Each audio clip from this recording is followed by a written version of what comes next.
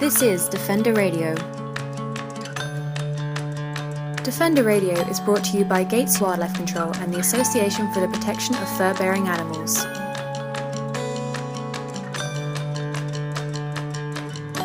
It's the week of May 4th, 2015, and this is Michael Howie welcoming you to the YouTube edition of episode 226 of Defender Radio. Anger and frustration are common for us animal advocates. And this week, we're talking with someone who can help us by teaching us what questions we should be asking ourselves. Deb Ozarko finished college and got a diploma in design, communications, and advertising. She worked in corporate and studio settings. Deb Ozarko completed an Ironman triathlon. Deb Ozarko was an aggressive, outspoken activist. And yet none of these things are how Deb Ozarko defines herself today. In an incredible journey from grief and anger to compassion and hope, Deb transformed her life. Her story and the many things she learned in this lifelong lesson are spoken of during her popular The Unplug Podcast, her book, The Status Quo Crusher, and through her blog.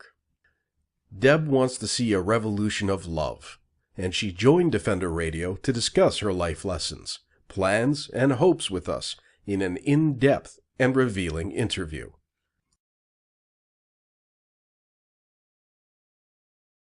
Now, again, reading your book, right in the beginning, the disclaimer of the manifesto, as you have labeled it, you note that it's not a how-to manual designed to dumb you down with mimetic answers. Anything in this document that may appear as an answer is simply a step towards another question.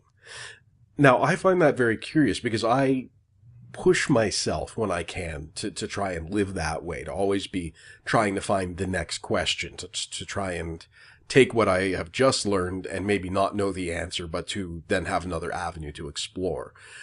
But we live in a culture, in a society, and even in areas of the world that aren't as technologically advanced or stable as ours is here in Canada, North America, people want that immediate answer. They want, this is the problem, this is the solution, let's move forward. So isn't it counterintuitive to say, you're not going to get an answer, but you will get another question? I don't know if it's counterintuitive. I would say it's counter-intellect. I think intuitively we do know all the questions and all the answers. And I think that's, it's a play on words that is so key. I think when we say counterintuitive, we're negating that part of us that's limitless. And our intuition is beyond our five senses. But it's the intellect that wants the quick fix answer. And so, yeah, I would say that it's counter-intellect rather than counter-intuitive. I don't know if that's answering your question, but that's where I'm going. That's my answer. I'm sticking with it. All right. Better than the politicians I have to deal with. We'll say that. Now, you and I, prior to the show, were talking a bit about fear and anxiety, and that's something that comes up through your book, the subject of fear. As I mentioned to you, and as I've been very publicly open about, is I do have generalized anxiety disorder, a condition I've had my entire life, and it very much defined me up until a few years ago, when I learned, I'd say almost to just accept it as part of who I am, and be comfortable with the fact that I'm a little bit different in that way.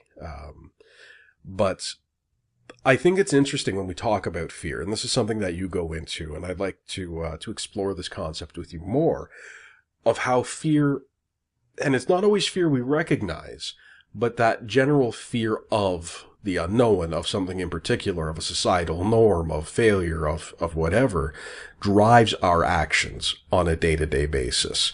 How do we help people see that fear does hold such power over us as individuals and as a society at large? Wow, that is $1 million question, and I don't know if I have $1 million answer. Well, I've got $5, so let's work on that one. Yeah, how do we show people that fear has a death grip on them?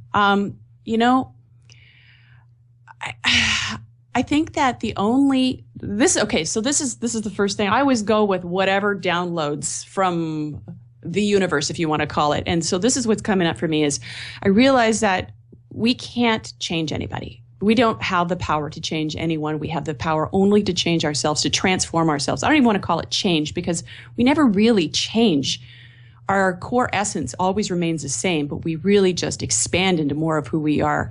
And I believe that the only way to inspire others is to just, as Gandhi said, be the change that we wish to see in the world.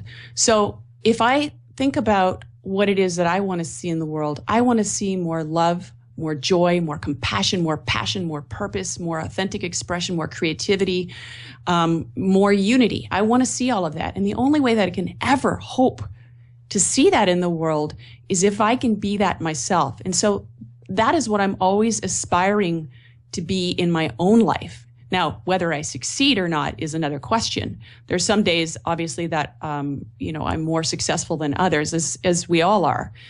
And I believe that the only way that we can inspire others to perhaps even know that they're trapped in fear is if they see someone who is not trapped in fear. Or if we have conversations where we feel safe enough to expose our vulnerability, like the fact that you so openly speak about your anxiety is really beautiful. And it's empowering not only for yourself, but for others as well. And I feel like if we lived in a culture where we felt more safe in expressing who we are, our fears, anxieties, our pain, our sadness, all of that, then a lot of it would just disperse. But, it brings me back to what I said earlier about we live in a culture that really, we compartmentalize feelings. So we label them. Some are good, some are bad, some are, it's ridiculous. And rather than just accepting that it's all okay. To hear the full version of this interview, visit furbearerdefenders.com. Until next time, this is Michael Howie reminding you to stay informed and stay strong.